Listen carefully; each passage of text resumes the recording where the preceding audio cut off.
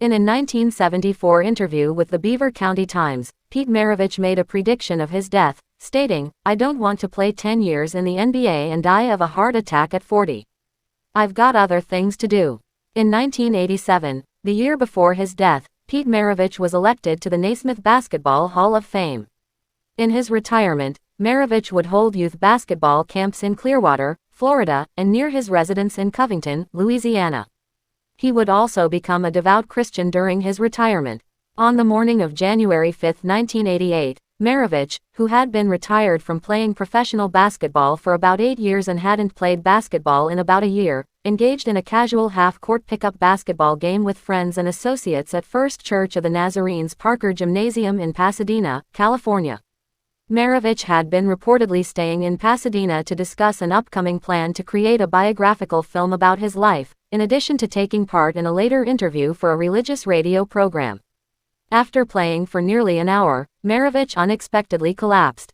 His final words before collapsing were shared by James Dobson, who stated that Maravich responded that he felt great after being asked how he was feeling by Dobson.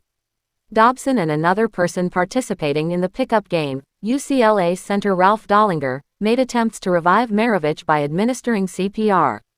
An ambulance was called to the scene, and people around Maravich knelt in prayer for him as they waited for the ambulance to arrive. Maravich was then rushed to St. Luke's Medical Center in Pasadena, where the 40-year-old Maravich was declared dead after medical personnel spent around 50 minutes attempting to revive him. News of his unexpected death sent shock across the basketball world, as Maravich led an active, fit, and vegetarian lifestyle for a number of years leading up to his death.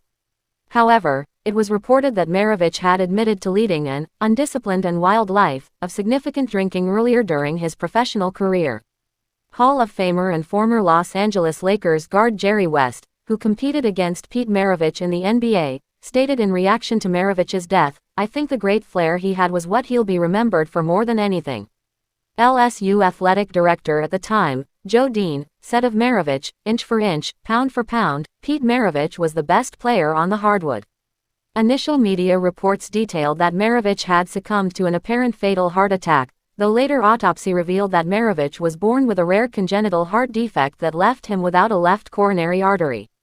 With only a right coronary artery to compensate for his blood flow, Maravich's heart was reportedly severely weakened and starved of oxygen. It was attributed that Maravich's heart had failed after the onset of heart disease and years of high physical demand, which was evident through the presence of fibrosis on his heart during post-mortem analysis. Medical professionals expressed surprise to the fact that Maravich, as a basketball player, survived with his heart defect to the age that he did. Brown University's Dr. Paul Thompson, who specialized in investigating sudden deaths, stated, "For a guy to go 10 years in the NBA and have a congenital anomaly like that is, to say the least, very unusual." Pete Maravich was survived by his wife Jackie, and 2 sons named Jason and Joshua.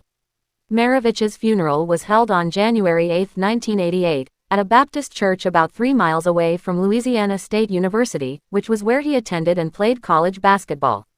It was attended by over 500 of Maravich's family members, friends, and former teammates.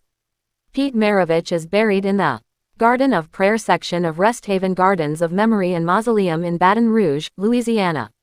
Pete Maravich's number 7 jersey was retired by the New Orleans Pelicans in 2002, referred to at the time as the New Orleans Hornets. The Utah Jazz then subsequently retired Maravich's number 7 as well.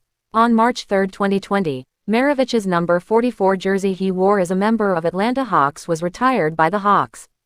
On July 25, 2022, a memorial statue of Pete Maravich performing a signature behind the back pass was unveiled at an LSU practice facility named after him called Pete Maravich Assembly Center. The statue was reportedly approved 6 years prior by LSU Board of Supervisors and designed according the wishes of his 2 sons.